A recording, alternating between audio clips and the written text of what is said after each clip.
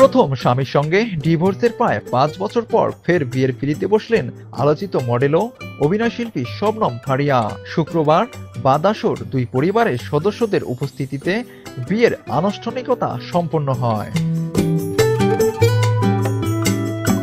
এর আগে শবনম ফারিয়া ২০১৮ সালে ভালোবেসে বিয়ে করেছিলেন হারুনা রশিদ অপুকে। বিয়ের ঠিক ১ বছর ৯ মাসের মধ্যেই বিচ্ছেদ ঘটে শবনম ফারিয়ার। দ্বিতীয়বার বিয়ের বিষয়টি ফারিয়া নিজেই গণমাধ্যমকে নিশ্চিত করেছেন। শবনম ফারিয়া জানিয়েছেন, তার দ্বিতীয় স্বামীর নাম তানজিম তৈয়ব। তিনি রাজশাহীর ছেলে। অস্ট্রেলিয়ার ইউনিভার্সিটি অব সাউথ ওয়েলস থেকে ফিনান্সিয়াল ইঞ্জিনিয়ারিংয়ে স্নাতকোত্তর সম্পন্ন করেছেন। বর্তমানে তিনি বাংলাদেশের একটি শীর্ষস্থানীয় বেসরকারি ব্যাংকে অ্যাসিস্ট্যান্ট ভাইস প্রেসিডেন্ট হিসেবে কর্মরত।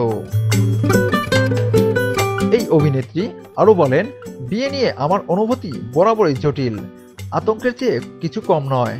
বিবাহ বিষয়ক বিভিন্ন জটিল ও ব্যক্তিগত অভিজ্ঞতার মধ্য দিয়ে যাওয়ার পর মনে করেছিলাম এই অধ্যায় হয়তো আমার জীবনে আর আসবে না।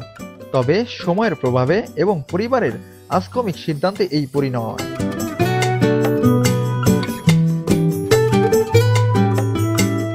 জীবনের নতুন যাত্রার জন্য সবার দোয়া ও শুভকামনা চেয়ে তিনি বলেন, ভবিষ্যতে সহকর্মী, আত্মীয়স্বজন ও ঘনিষ্ঠজনদের নিয়ে একটি বিয়ে পরবর্তী সংবর্ধনা অনুষ্ঠানের আয়োজন করার পরিকল্পনা রয়েছে।